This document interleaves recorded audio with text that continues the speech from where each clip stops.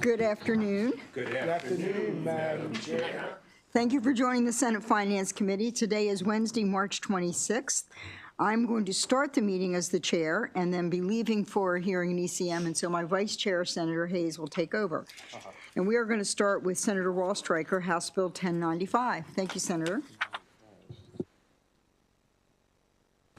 Thank you, Madam Chair, Mr. Vice Chair, members of the committee. A few years ago, this committee supported a local Montgomery County bill that allowed the serving of one glass of alcohol at salons for paying customers. This was primarily for a chain called Dry Bar, which is it's part of their business model that they serve a glass of champagne along with their hair services. The bill in front of you extends that bill for some barber shops that have approached me in my legislative district that wish to follow the same model, primarily aimed at men. And so it takes the mathematical equivalent of the amount of alcohol in a glass of wine and applies it to cocktails and beer so that the exact same thing can be served. It is a local Montgomery County bill, and you should have a delegation letter. Thank you, Madam Chair. Do we It's have a only for delegation Montgomery letter? County. Yeah, we have one on that. 1095. Okay. Do I have any questions for Senator Wallstreicher? We're a little rowdy today, and I No, I like apologize. this seems like a popular idea. You guys can put in local bills for your counties, too. If you don't have it, you will get it. Okay. We have it, we have it. You got it. We have it. Thank you, Senator Wallstreicher. Thank you That so ends the much. hearing on 1095. And now we have Senator Kagan, House Bill 1174, also Montgomery County Alcoholic Beverage Bill. Thank you, Madam Chair, Mr. Vice Chair, friends, colleagues. For the record, Cheryl Kagan, very proud to be the senator for Gaithersburg and Rockville. Delegate Vogel was going to do the bill, but he was on the floor. I am going to throw my chief of staff into the deep end and let him do a bill. So save up a lot of hard questions for him. Matthew Jeweler. Madam Chair, Vice Chair, this is House Bill 1174, another local Montgomery County bill. This would allow the restrictions on the number of licenses that alter the restrictions on the number of licenses that one business can hold, specifically the Class BD-BWL alcohol license, allowing simply for a second license to be held by the same business owner for on and off-premise consumption of beer, wine, and liquor.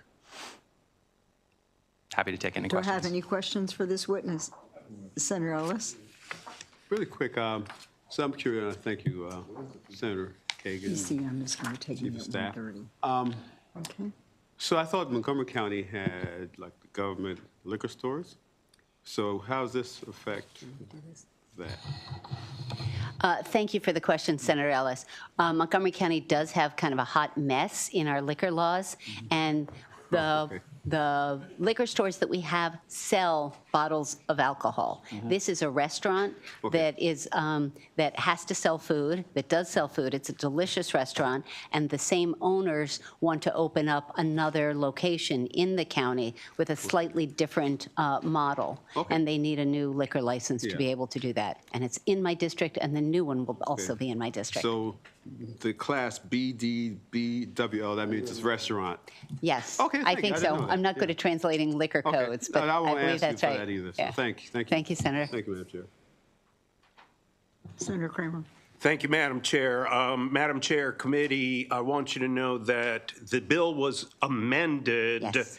And as a consequence of that amendment, it changed the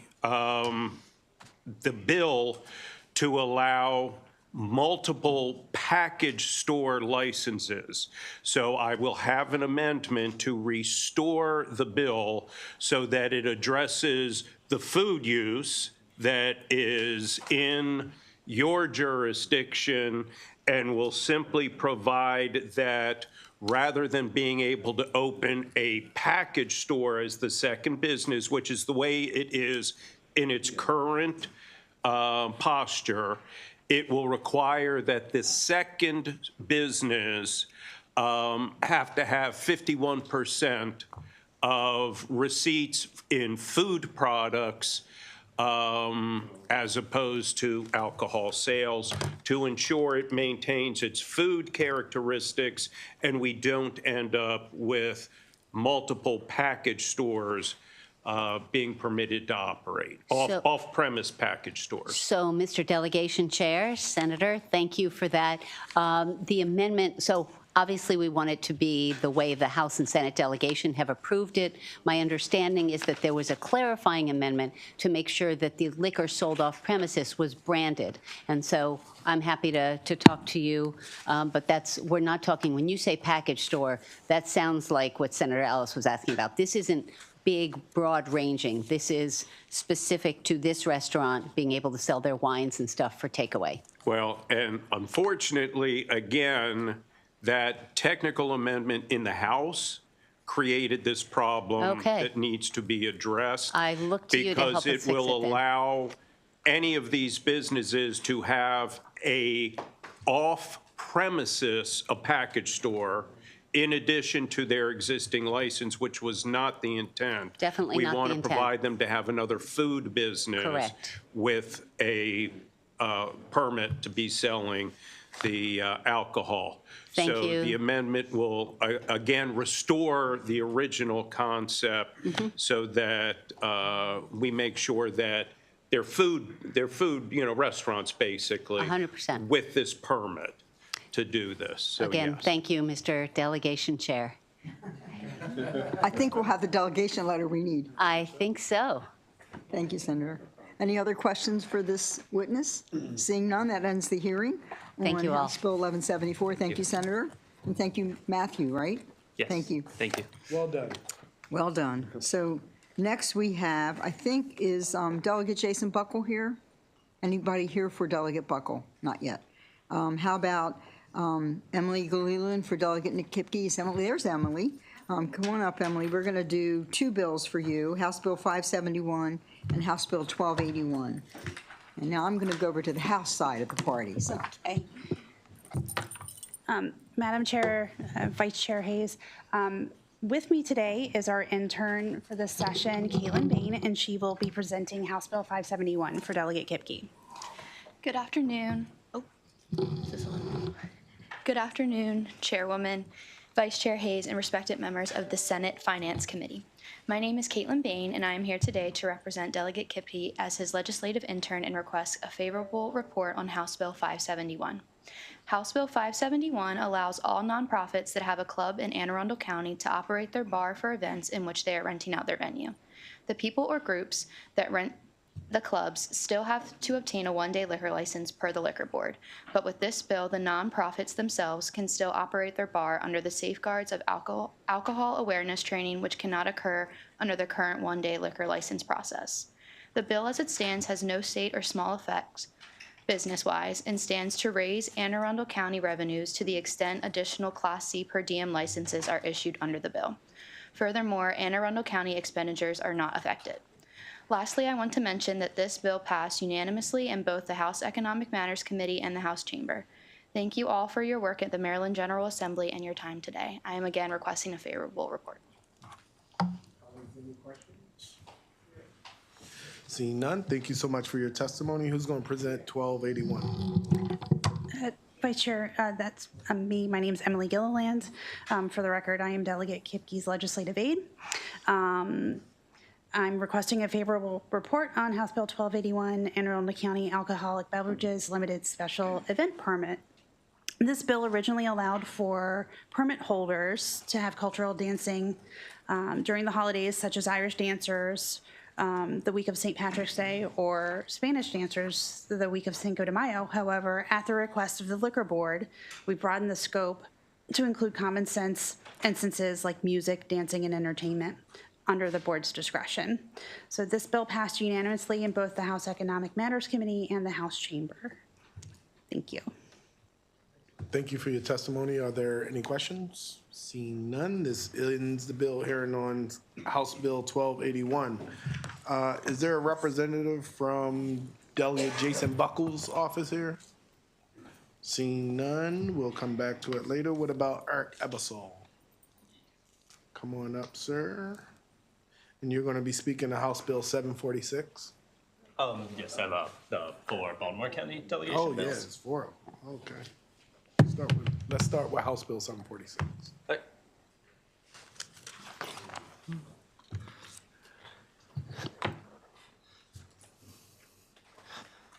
Mr. Chair, members of the committee, my name's John Stanek. I'm with the Baltimore County delegation for filling in for Delegate Ebersol, who's still on the floor.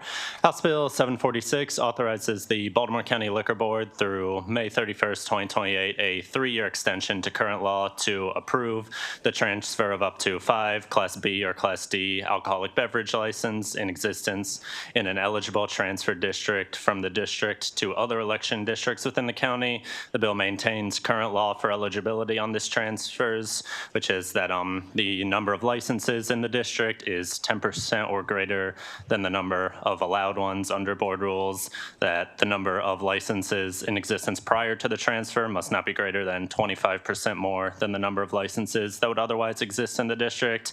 No more than 2 licenses can be transferred into any single election district, and that the board must notify the Department of Economic Workforce Development of transfer applications.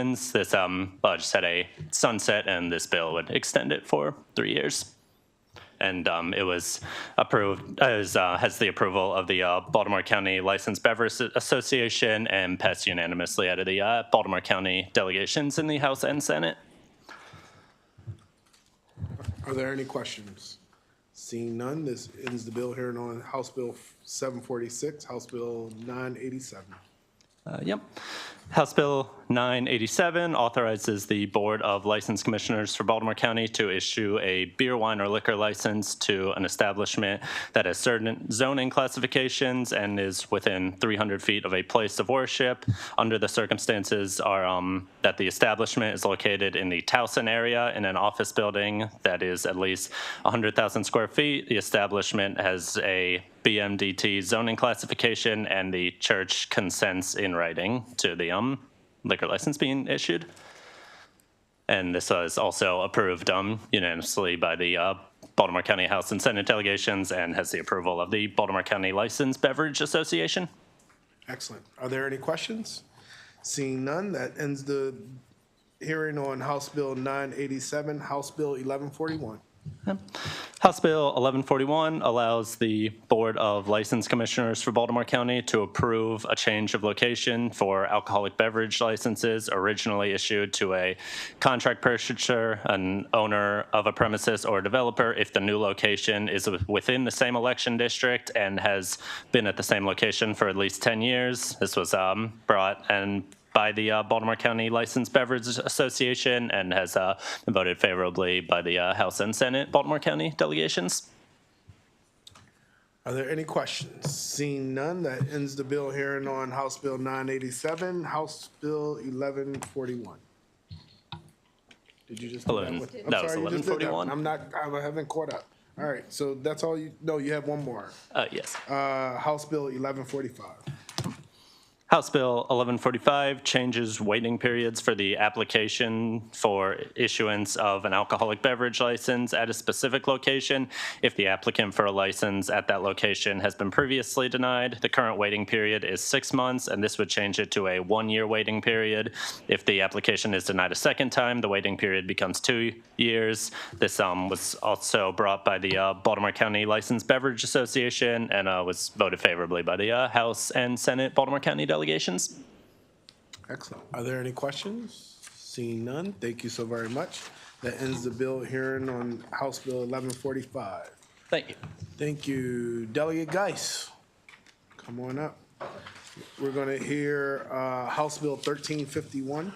Correct. Thank you, Mr. Vice Chair, members of the committee. House Bill 1351 addresses credentialing for licensed graduate social workers. We passed a bill a couple of years ago that would help facilitate the process, help deal with the shortage that we have with licensed counselors. And so the state does a pretty good job with licensing and credentialing. Medicaid, the federal government does a pretty good job with expedited credentialing.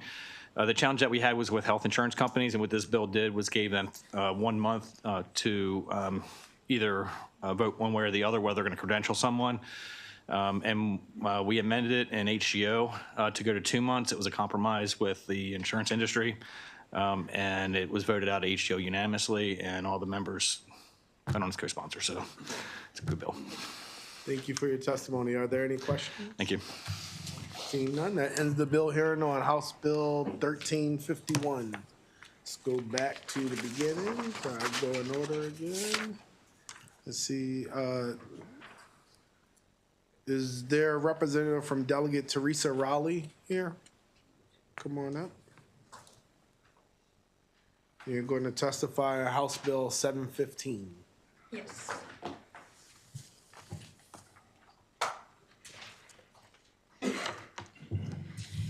Good afternoon, Vice Chair Hayes and esteemed members of the Senate Finance Committee. For the record, my name is Paige McCluskey, and I'm Chief of Staff to Delegate Teresa Riley, the Chair of the Harford County Delegation, and I'm here to introduce HB 715, Alcoholic Beverages Alteration of License Quota.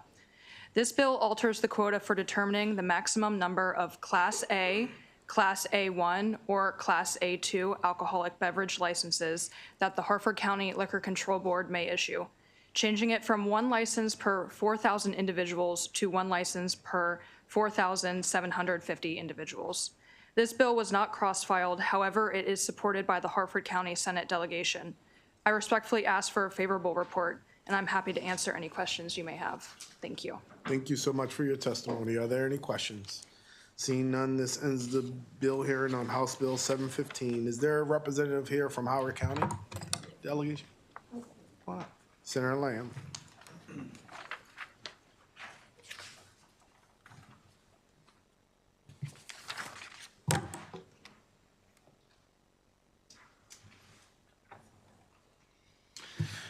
All right. Good afternoon, members of the Senate Finance Committee, Vice Chair and Chair Beidel. For the record, Clarence Lamb, Senator District 12, here on behalf of the Howard County Delegation as the Chair to present HB 1494.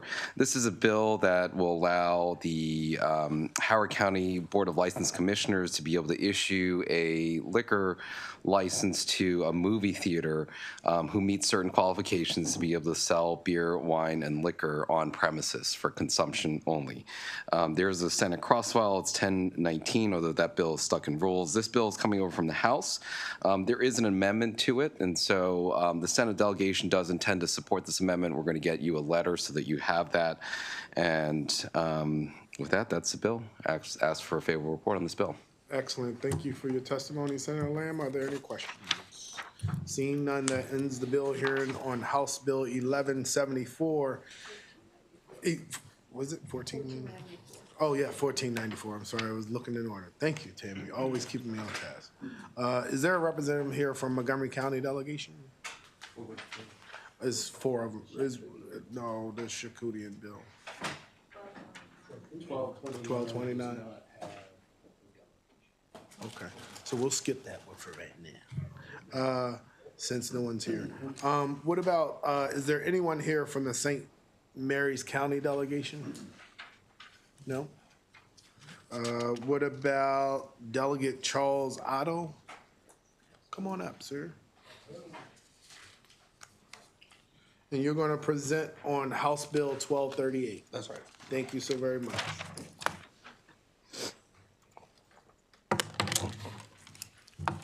Good afternoon, Honorable Chair Hayes, Vice Chair Hayes, and Honorable Committee members. My name is Matt Smore, and I'm here on behalf of Delegate Otto to testify on HB 1238. HB 1238 is a simple liquor bill that lines up our retail tasting licenses with liquor, with beer, and wine. If you have any questions on this bill, our office would be happy to answer them. And for your information, this bill came out of House 139-0, so unanimously. So I hope to have your favorable report on this bill. Sorry. Thank you for your testimony. Are there any questions? Hopefully you feel well soon. Yeah, I don't know what happened. Indeed. That ends the bill hearing on House Bill 1238. Thank you. Is there a representative from Delegate Guyton's office? Thank you. You're going to be presenting on House Bill 450. Yes.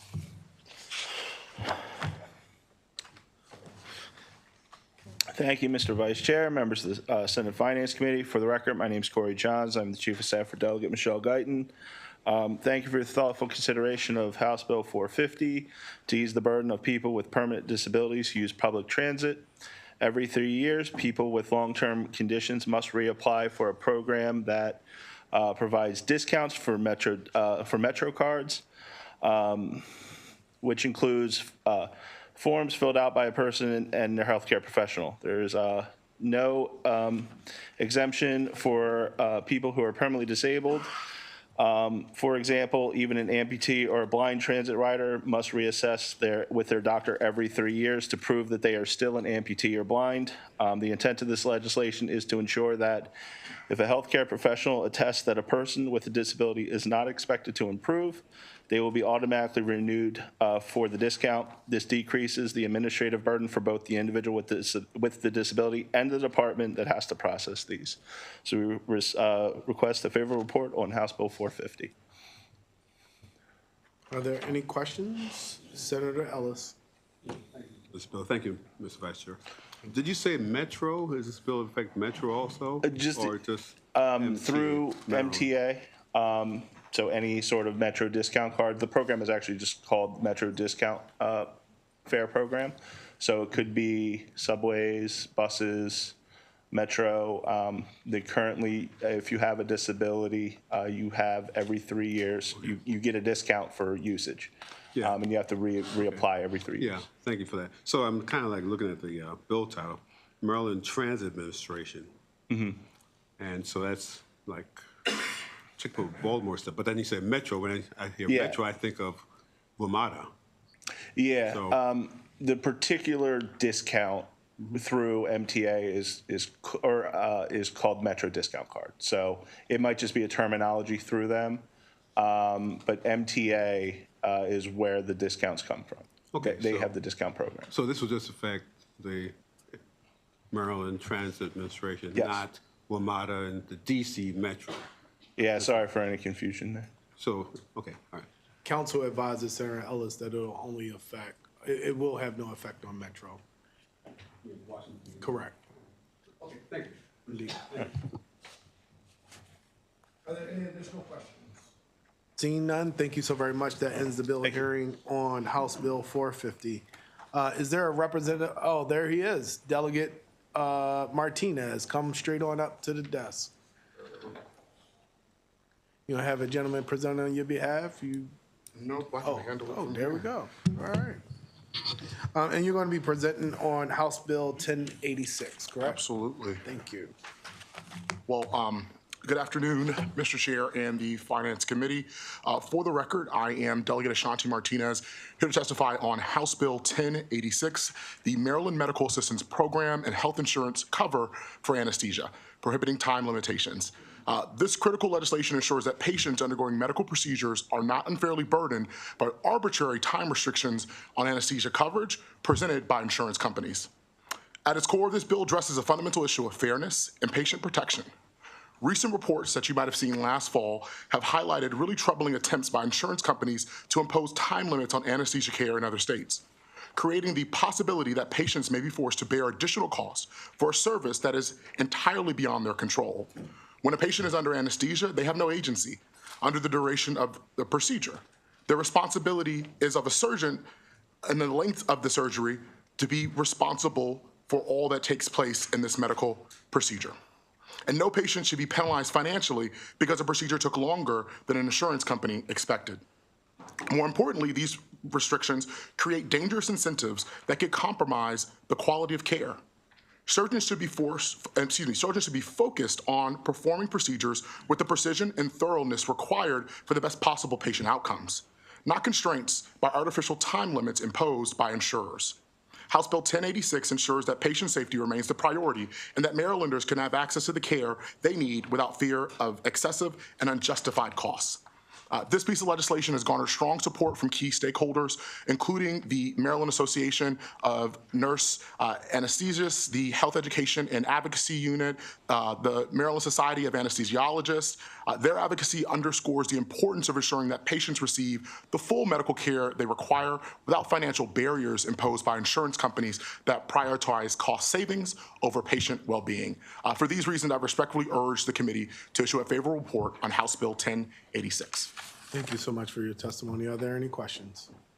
Seeing none, thank you so very much. That ends the bill hearing on House Bill 1086. Delegate Guyton, your bill was already presented and is gone. Well, thank you very much, Mr. Chair. Thank you so much for your presence. Is there a representative here from Delegate Rosenberg's office? Seeing none, what about Delegate April Miller? Come right on in.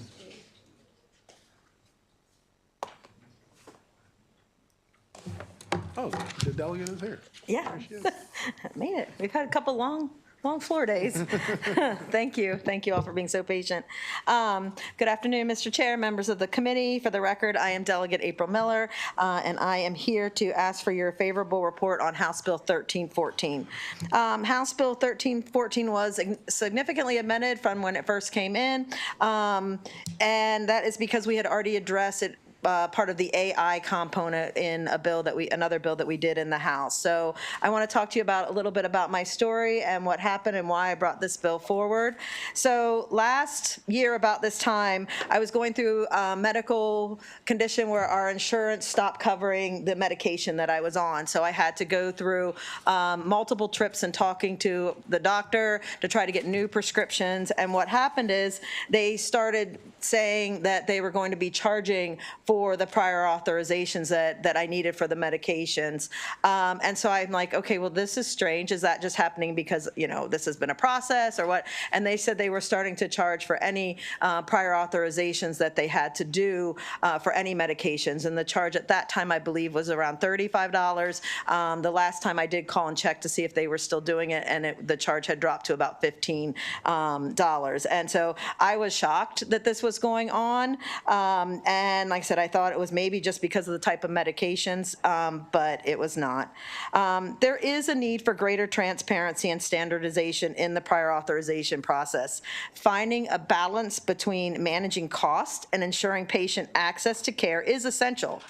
In essence, while doctors may feel justified in charging for the administrative work involved in prior authorizations, and trust me, I know that it is a lot, it does raise some ethical and practical concerns that could negatively impact patient access to care and further complicate the healthcare system. This can then create financial barriers to necessary treatments and medications. Charging for prior authorizations could disproportionately affect low-income patients, potentially limiting their access to necessary medical care. And it also raises concerns about whether patients are being charged for a process that is essentially a requirement imposed by most insurance companies. It's also a strain on the physician-patient relationship, as patients may feel that their doctors are prioritizing financial gain over their well-being. And adding these fees could further complicate an already complex prior authorization process, which could potentially lead to delays and confusion. And this could contribute to increased administrative costs for both providers and patients. And we have done a lot of work on reforming the prior authorization process, and that work is not done. But this is not the way to go about subsidizing it on the backs of the patients, and I really feel strongly about that. So please provide a favorable report on House Bill 1314, and if you pay particular attention to the letter from the Health, Education, and Advocacy Unit, I consider the amendments that they address to be very applicable and consider them friendly amendments that clarify. Excellent. Thank you so much for your testimony. Thank you. Are there any questions for the delegate? Seeing none, thank you so very much. That Thank ends you. the bill You guys have hearing a on good day. House Bill 1314. Delegate Morgan, would you like to present the St. Mary's bills? Could I please? Thank you, sir. Absolutely. Let's start with House Bill 476. 476, sir? Yes, sir. Thank you very much. I'm Delegate Todd B. Morgan. I'm here on behalf of St. Mary's County testifying today on House Bill 436, St. Mary's County Alcohol Beverage Class A license requests. The delegation is asking for a favorable report on this bill. The purpose of the bill is to alter the quota for the number of Class A alcoholic beverage licenses that may be issued in St. Mary's County in the 8th election district due to a saturation of these businesses in that area at the present time. That'd be it. Excellent. Great testimony. Are there any questions for Delegate Morgan? Seeing none, that ends the bill hearing on House Bill 476. House Bill 486. Thank you again. Delegate Todd B. Morgan on behalf of St. Mary's County. House Bill 486 proposed to increase the maximum civil penalty for alcohol sales violations from $1,000 to $2,500 in an effort to encourage businesses in the county to comply with identification checks on alcoholic purchases. The bill strengthened the ability of St. Mary's Alcohol Beverage Board to discourage sales of alcohol to minors. Thank you so much for your testimony. Are there any questions on House Bill 486? Seeing none, that ends the bill hearing on House Bill 486. House Bill 574.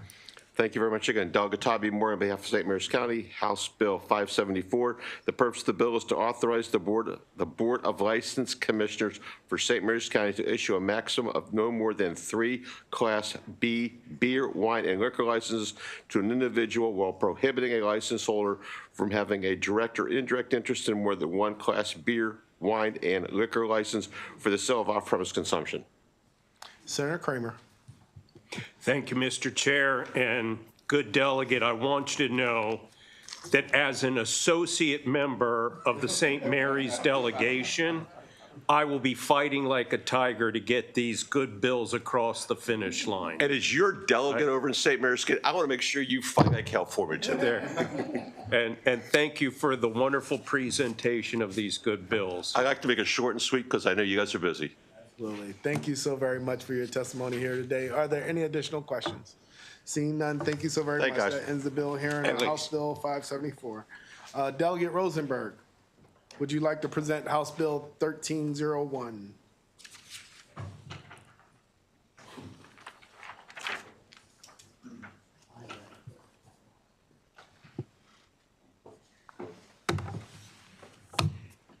Thank you, Mr. Chairman and members of the committee. I'm here today because Sinai Hospital is not the only hospital in the 41st District. Because of redistricting, St. Agnes was added, but Mount Washington Pediatric has always been in the district. It's in Mount Washington. They had a new CEO. I went to pay him a visit and said, what's the problem where I could be of some help?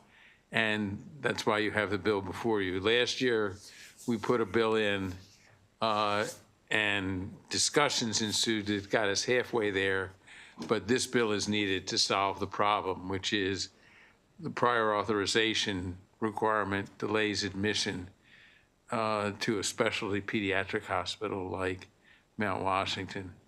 My chair on the House side said you've got to get the fiscal note down to 0.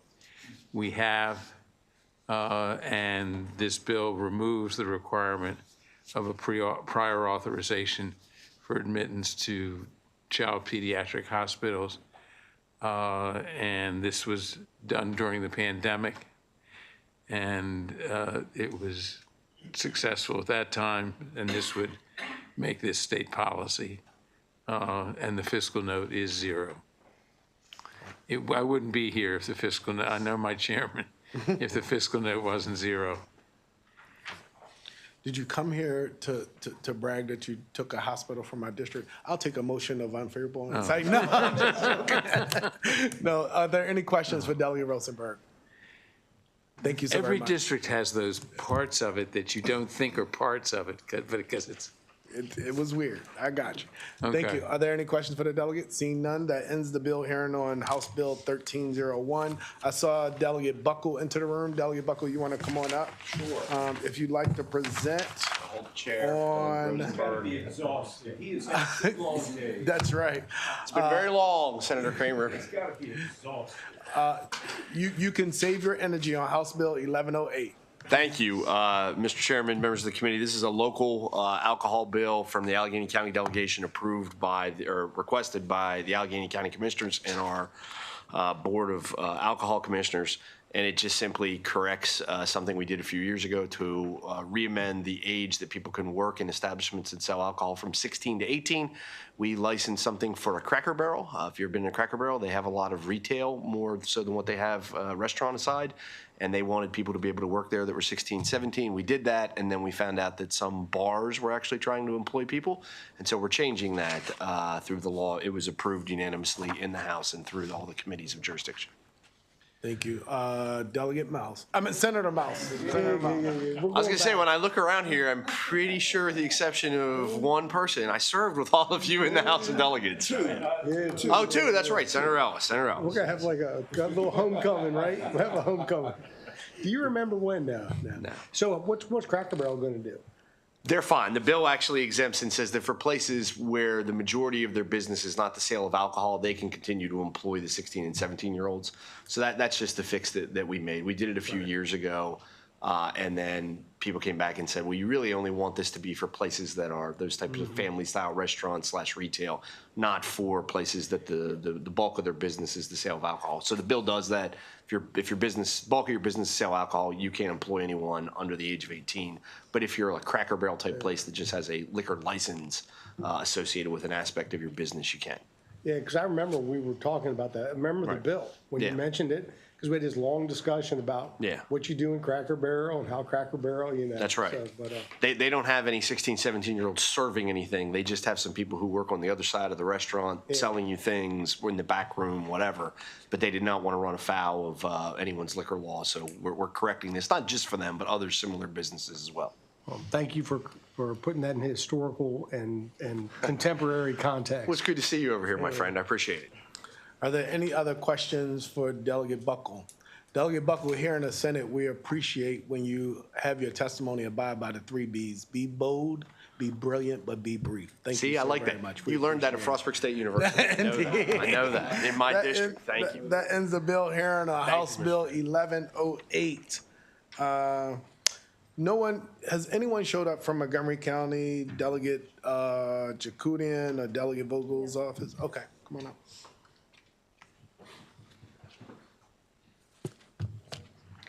Good afternoon.